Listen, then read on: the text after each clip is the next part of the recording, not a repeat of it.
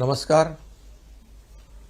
सध्या देशभरामध्ये नवीन JN1 हा Covid variant आढळला आहे. महाराष्ट्रात देखील काही रुग्ण आढळलेले आहेत आणि त्या दृष्टीने आपल्याला आवश्यक ती खबरदारी काळजी घेण्याची आवश्यकता आहे आणि त्या दृष्टीने आज एक महत्त्वाची बैठक या ठिकाणी घेतली.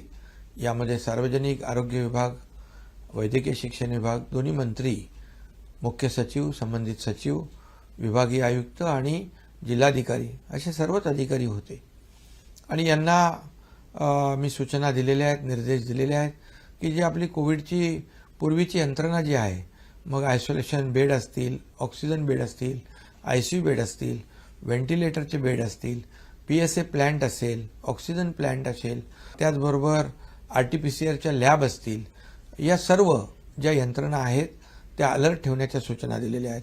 त्याचबरोबर इलेक्ट्रिक, स्ट्रक्चरल आणि फायर ऑडिट करण्याच्या देखील सूचना मी दिल्यात. औषधाचा साठा व्यवस्थित आहे की नाही ते देखील तपासण्याच्या आणि औषध साठा देखील व्यवस्थित ठेवण्याच्या सूचना या ठिकाणी दिलेल्या आहेत. त्याचबरोबर काही लोकांनी वॅक्सिन घेतलं नसेल त्या कोविड वॅक्सिनेशनचं देखील ड्राईव्ह या ठिकाणी घेण्याच्या सूचना दिल्यात, जेणेकरून आपली यंत्रणा पूर्णपणे फुलप्रूफ तयार असली पाहिजे. आणि सार्वजनिक आरोग्य विभाग आणि वैद्यकीय शिक्षण विभाग दोन्ही यामध्ये विभाग काम करत आहेत, अलर्ट आहेत, मॉकड्रिल देखील झालेलं आहे आणि त्यामुळे ही जी सिस्टीम जी आहे ही सिस्टीम अद्ययावत करण्याच्या आणि मॉनिटर करण्याच्या सूचना आजच्या बैठकीमध्ये पूर्णपणे मी संबंधितांना दिल्यात. मला वाटतं ही आपली यंत्रणा पूर्णपणे अलर्ट आहे आणि काही त्याच्यामध्ये आणखी सुधारणा करण्याची आवश्यकता असतील त्याही सुधारणा संबंधित विभागाच्या माध्यमातून केल्या जातील.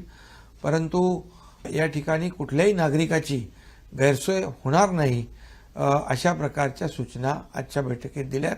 हा व्हेरियंट माइल्ड असला तरी सुद्धा झपाट्याने पसरतोय, त्यामुळे ज्यांना अशा प्रकारचे सिम्पटम असतील म्हणजे सर्दी, खोकला, ताप, तर त्यांनी गर्दी टाळली पाहिजे, गर्दीपासून आयसोलेट झालं पाहिजे आणि गर्दीच्या ठिकाणी देखील लोकांनी काळजी घेण्याची आवश्यकता आहे.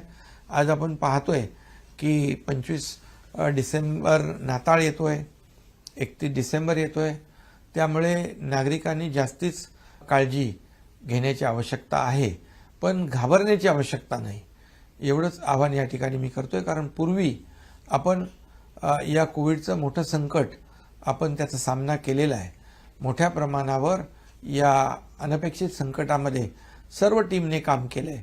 मग त्यामध्ये डॉक्टर असतील, नर्सेस आहेत, त्यामध्ये पोलीस यंत्रणा आहे, NGO आहेत, संपूर्ण प्रशासन आहे, याने एक टीम बनवून काम केलं आहे. टास्क फोर्सने आपल्याला मोठी मदत केली आहे आणि म्हणून आपल्याला त्याचा पूर्वानुभव पूर्णपणे चांगला आहे.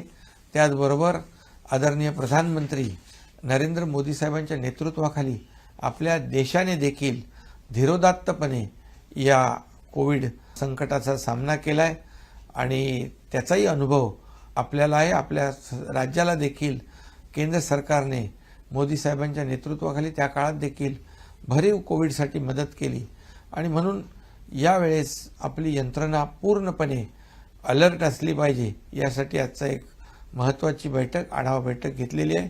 नागरिकांना देखील माझं आव्हान आहे, विनंती आहे की आपण काळजी घेऊया.